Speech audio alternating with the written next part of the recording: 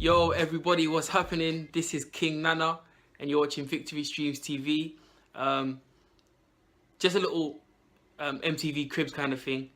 There's not much to show you, there's not many rooms, there's not an 8-bedroom house yet, but you know how every house has their own chair for their dad. Everyone's got a daddy chair, you know, where your dad sits basically. He sits down with the remote control. No one's allowed to sit there. If you sit there and you hear him coming back, you have to run. I don't really watch TV, so I built myself a daddy chair. I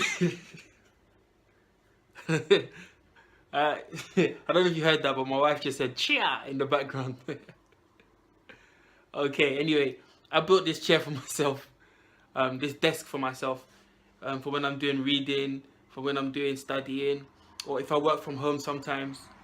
Then this is my place. This is my little office / library. I got my books there, and then I do what I need to do here. But yeah, today's been a good day.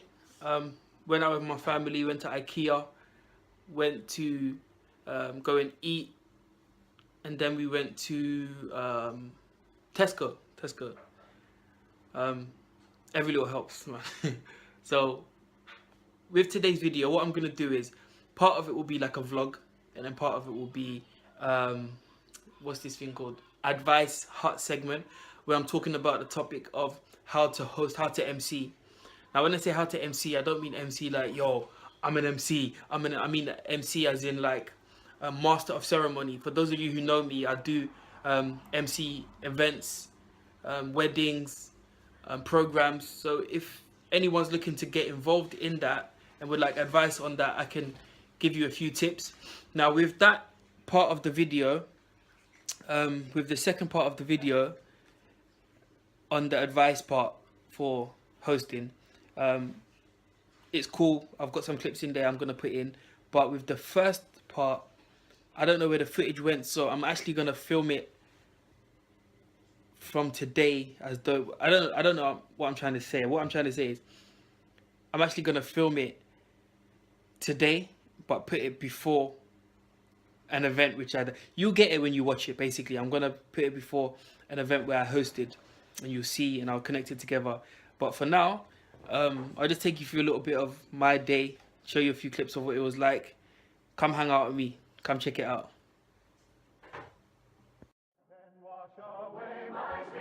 Nothing but the blood of Jesus. One can make me whole again. Nothing but the blood of Jesus.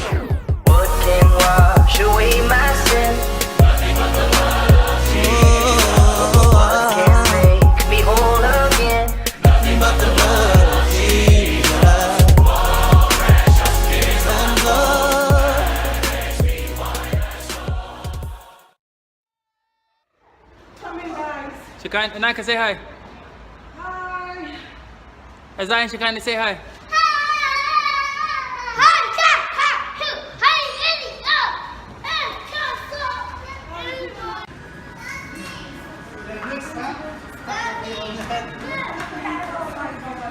What's that? That's a tall Christmas tree.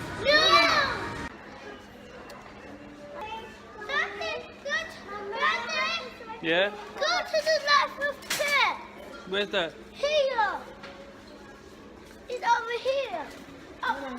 You're not coming to sleep now. Dad. Here's the You life and your of children. prayer. King Nana. Say hello to everyone. Hello. What's your name? Isaiah. Isaiah, how old are you? Fine.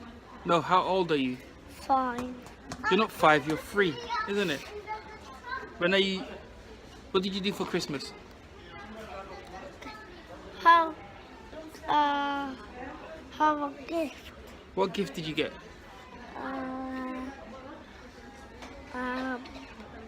A monster.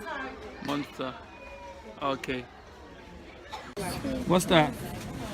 Sweeties. I want that. I want that one up there. That's not the real one. I want that one up there. I want that one up there. This is the fake version. This is not real. It is real. If you eat this, your tongue is gonna go purple. No. this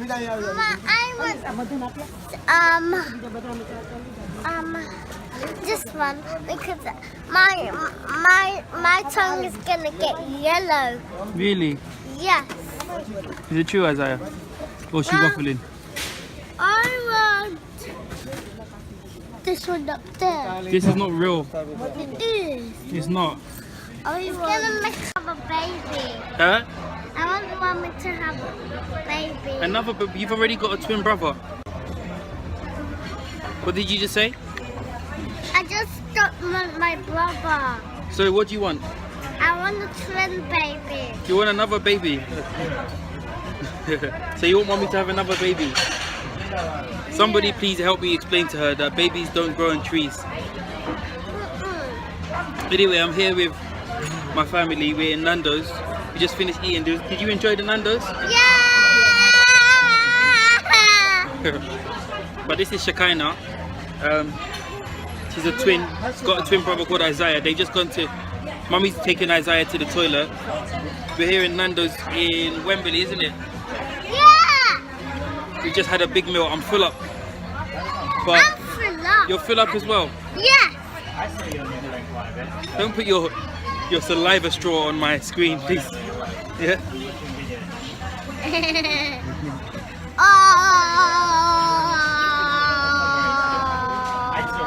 Yeah, but she kind of telling me that she wants mommy to have another baby, and I don't think I agree. What do you lot think? I don't know. You don't know? No. You'll find out from Isaiah. Mm-mm. Yeah? Mm-mm. Okay.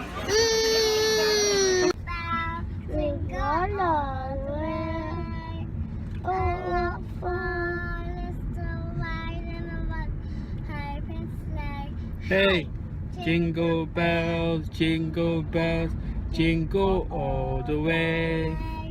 Oh, what fun it is to ride on a one-horse open sleigh. Hey! Well done.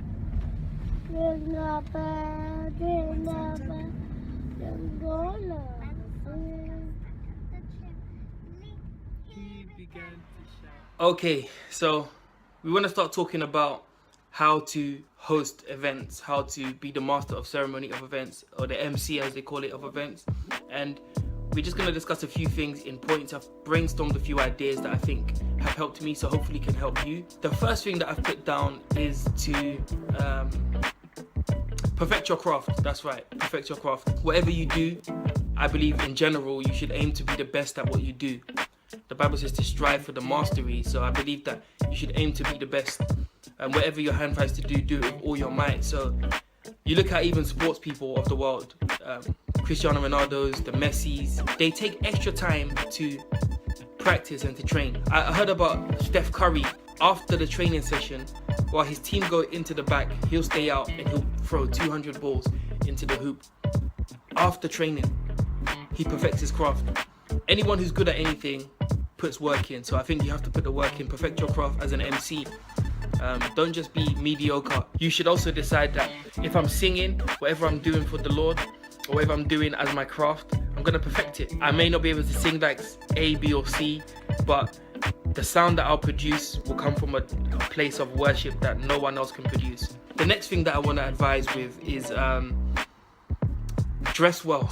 Don't go into an event where you're required to dress smart, wearing a hoodie and just dressed over casually. It's like going to an interview with a hoodie on and saying, yeah. Hey fam, you got any vacancies? You got any vacancies, fam? They'll just look at you and they'll say, what, vacancies in the prison? Or like, what are you talking about? You need to dress as though you take what you're doing seriously. I say, if it's a wedding, if it's a program where everyone is dressed smart, dress really smart, dress really sharp. I like to wear a tie or a bow tie and a suit, a blazer. Of course, some events are casual, so maybe like an open mic night where everyone is dressed casually. You can dress casually, like smart casual, or maybe just casual, but just look good.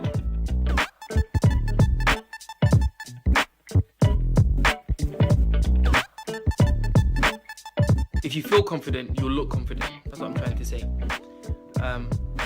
The next thing I would say in advice is get a feel of the vibe of the event. There are different events. There's weddings, there's programs, there's, like I said, open mic nights, there's different events that maybe there's different events that like a church or maybe a function that a group of people may be doing. So get a feel of the vibe. Maybe speak to the person in charge, liaise with the person who's asked you to do it. What sort of event? For example, if you go to a funeral and you're overexcited and you look a bit off. But if you go to a funeral, you'd rather be required to tone it down a bit, just be more formal and be thoughtful of the mood of the people there. But if you're at a wedding, you wouldn't also want to be, you know, over formal and unless they've asked you to. But you want to have fun. You want the people who are listening to you and watching you to have fun as well. So you really want to make sure that you're able to feel the vibe, get a feel of the vibe of the people around you, get a feel of the vibe of the event. Another important piece of advice, which is really important, is to acknowledge the VIPs or observe the protocol of the people that are in the event, the wedding, for example, because there may be pastors present, there may be parents present, and you need to give them honor. And honor simply is the ability to distinguish difference. So honor the people that are around before you even start. Don't just come out and start telling jokes. Like, you need to give reverence to people who are there, who deserve it. The Bible says give honor to who honor is due. You would acknowledge the high table, the parents, the pastors. Just ask people to clap for them and just for them to give a wave, maybe depending on the way that the schedule's going. Then once everyone's comfortable, once you're set to go, I'd say another important piece of advice would be you want to get everyone's guards down. So what I mean by this point, get the guards down, simply means get everyone relaxed, get everyone in a zone to have fun. Because most times when you go to an event or wedding, as the guest, you're sitting next to people that you don't know, you've never seen before, and you're not comfortable. And when someone's not comfortable, they're not themselves. I'm sure you've all been in that position where you go to an event and they put you at a table and the person to your left and to your right is like you're not comfortable with them, you've not known them, you've not seen them before. So you're gonna sort of act stush, like act proper. You don't want to be yourself. And it's like, let me give you an analogy. If you're walking outside and then you see somebody take a buckle, somebody drop, what's the first thing you're gonna do? You're gonna go, if you're by yourself, I'm talking about, you're gonna snigger, it's really funny, but you can't laugh because you're alone and you don't know anyone around.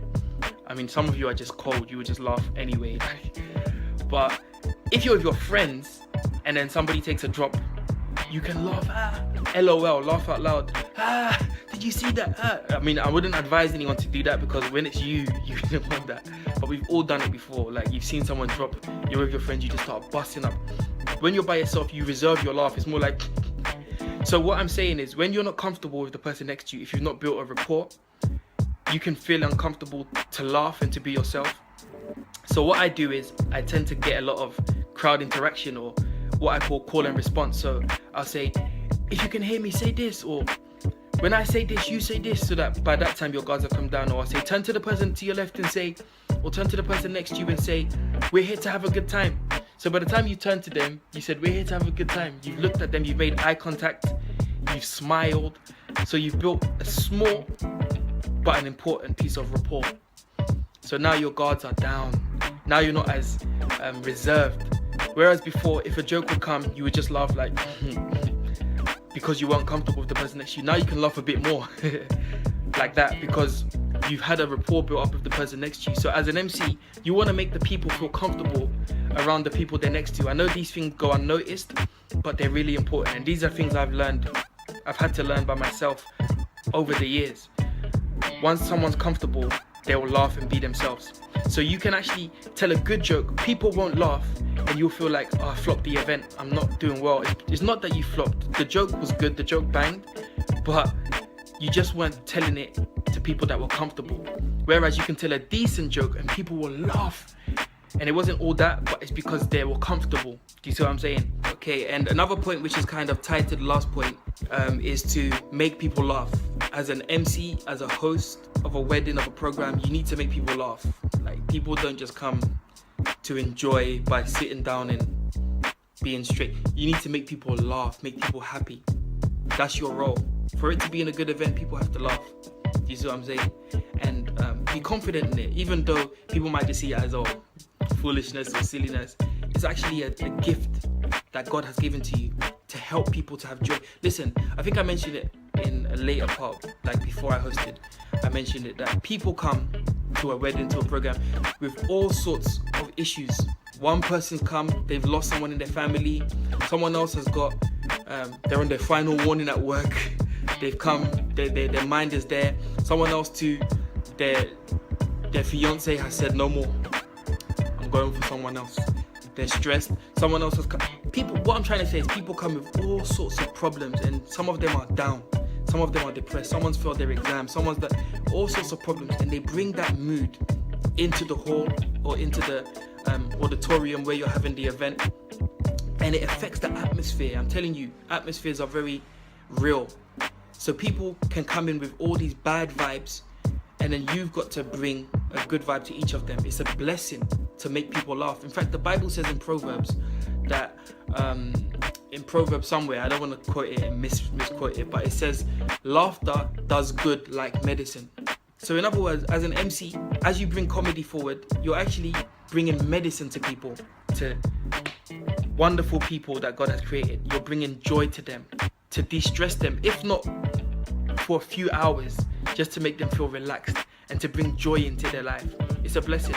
The joy of the Lord is their strength. So you can make them laugh, make them happy. But just on that note, you want to make sure that your jokes are within like a reasonable kind of barrier. So what I tend to do is self-mockery a lot, or mock. Like, I don't mind people laughing at me. You shouldn't mind people laughing at you.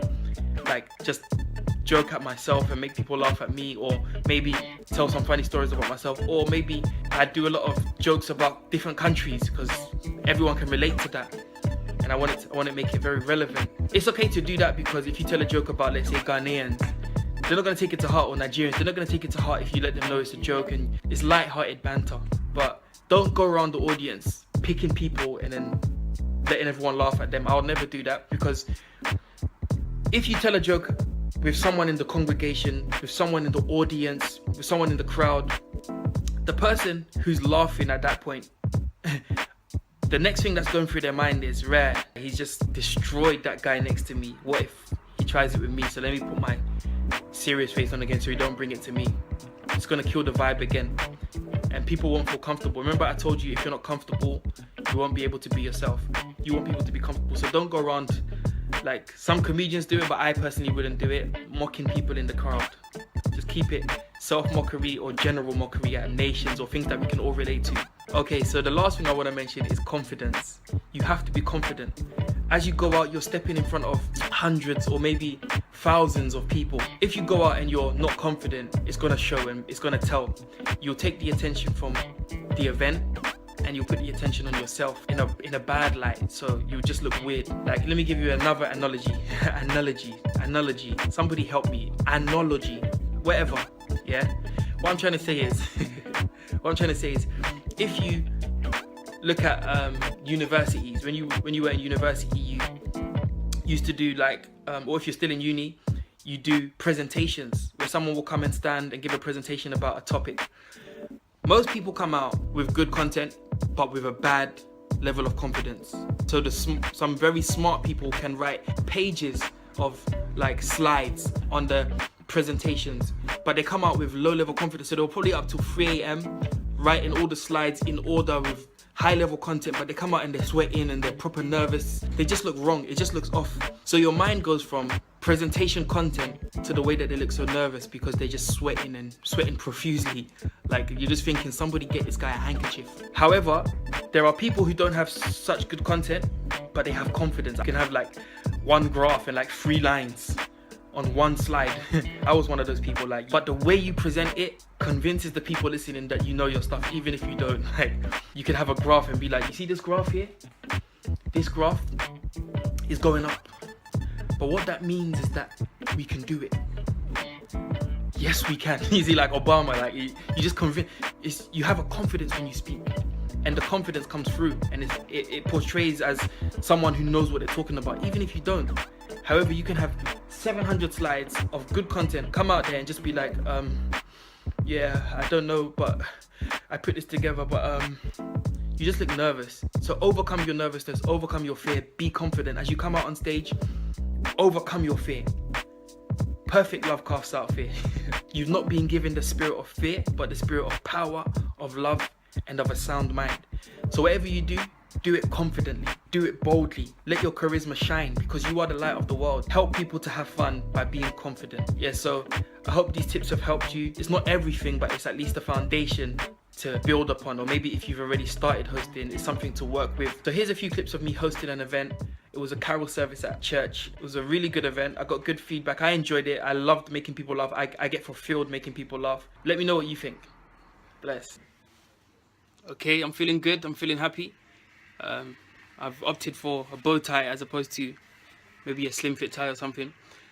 Yeah, so one of the things I do before I host an event, if it's a wedding, if it's an event, an open mic night or something, if I know I'm going to be trying to make people happy and make people laugh, I like to make myself happy. Because as you know, when you're speaking to groups of people, whatever you're feeling, you transmit that. So I'll listen to happy music. I'll listen to things that make me smile, things that make me feel good. So I'm going to be doing that on my journey between now and there, just to lift my spirit, even though I'm cool, but just to make myself extra happy. Because when you step out on the stage, you've got people feeling down, some people feeling depressed. You have to make hundreds of people feel in tune with you, happy, glad, and laugh. Then you have to transmit that from yourself. If you don't have it, you can't give it. So I'm really going to psych myself up like that. That's the way I prepare. When I'm preparing to preach, I might shut myself in, pray. I might do other things, but when I'm preparing to host, of course I pray and stuff, but what I'll do is listen to music that makes me happy, or just think of things that make me happy and have a good conversation with someone that makes me happy. I do stuff like that so that I go out there feeling happy. I'm sure you get the point by now, but let's see if I can get some footage during the hosting, during the event. Let me know what you think in the comment section. Peace. Shekinah, you didn't give me a kiss. Azara, you didn't give me a kiss.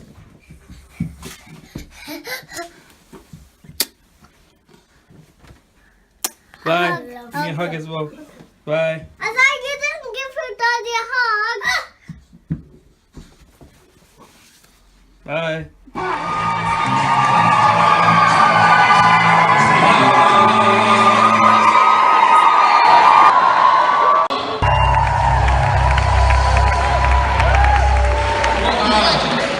What I'm here to do, I go by the name of King Nana.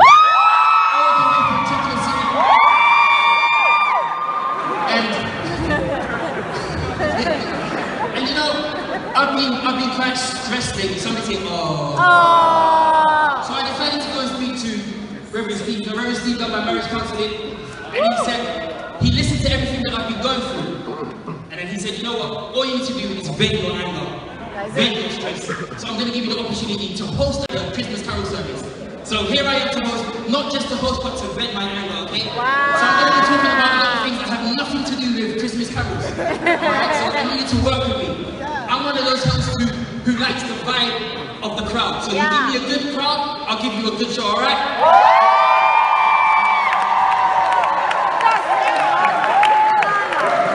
Just a little bit about myself before we introduce the first act. I'm married and married to a wonderful woman.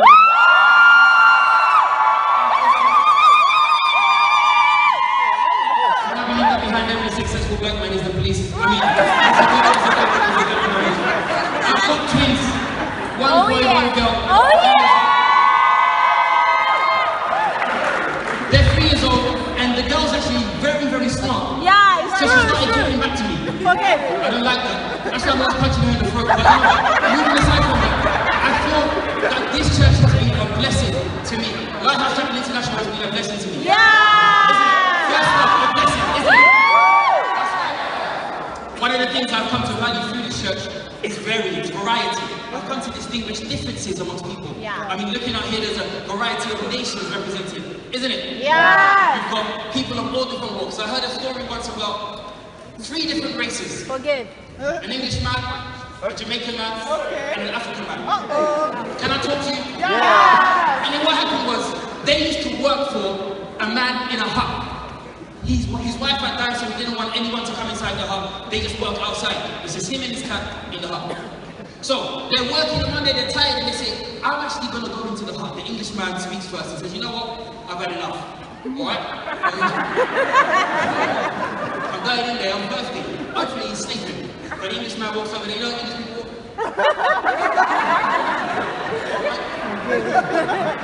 He sneaks into the house and he gets a cup of water and drinks it. But on his way up, he knocks something down. But he remembers that the man inside the house has a cat. So the man wakes up and he says, "Who's inside my house?" And the Englishman says, "Meow." So he goes back to sleep. And he comes out and tells the Jamaican man. And then Jamaican man says, "Alright, we also go inside the house and take my water." And you know Jamaicans, they got that swag, so he walks in with the gun finger. And then he just hops into the house, drinks the water, and he remembers the words of the Englishman. When he knocks something down, the guy wakes up, "Who's inside my house?" He says, "Meow." So the guy goes back to sleep. And he comes and tells the African man, he says, "You know what? Mr. Africa, go in and take our water." So the African man, he's got a different one here. So he goes inside the house and he knocks something down after he drinks his water on the bed and he remembers the words of the Englishman. And this is what he does as he hides. "This is the cut." Alright, if you reach out some fun next time.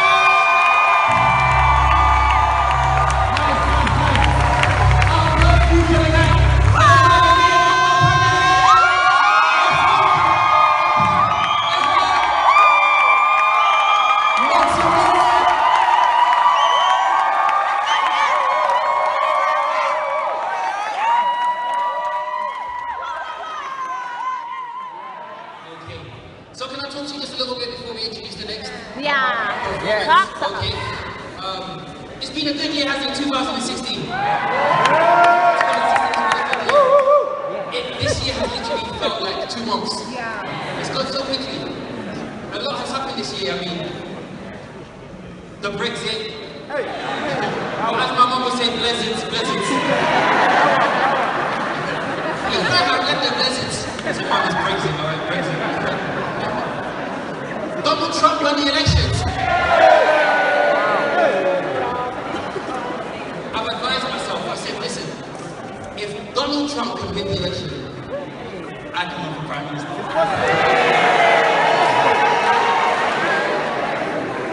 I mean, I remember, in fact, some years ago, there had never been a black president in the United States of America until President Obama.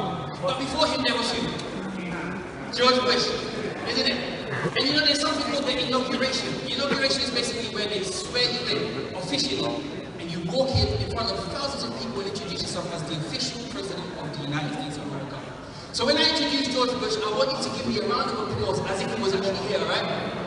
Here was George Bush, very civilized. And the next president of the United States of America, George Bush.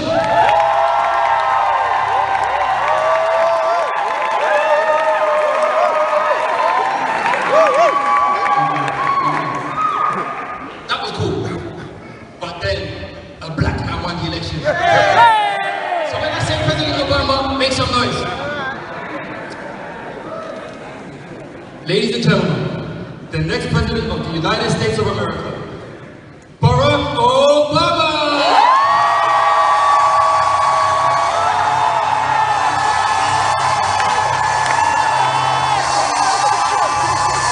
And he's got a little, the wrist ring. That's what happens when you put a black man in presidency now. But I said I'm going to run for Prime Minister. Go on then. One of the things I'm going to do is I'm going to allow beating back into school.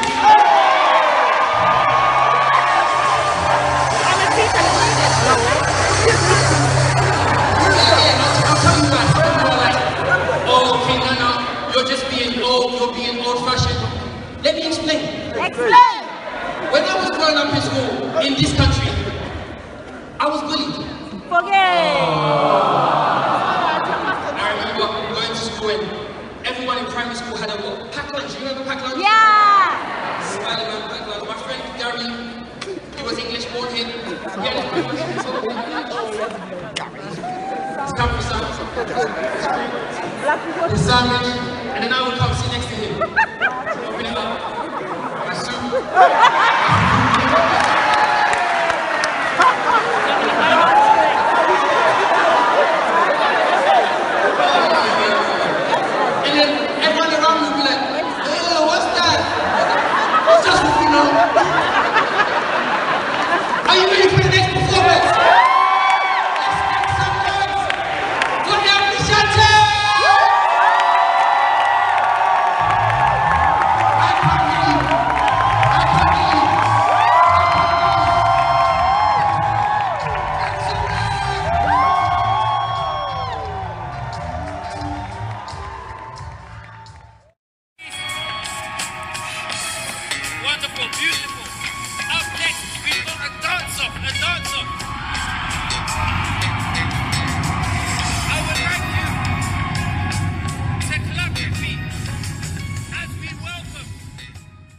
Okay, I'm just finished. We've just finished the event. It was really good. My tie's off. I'm tired. I'm gonna go and get some rest. Peace.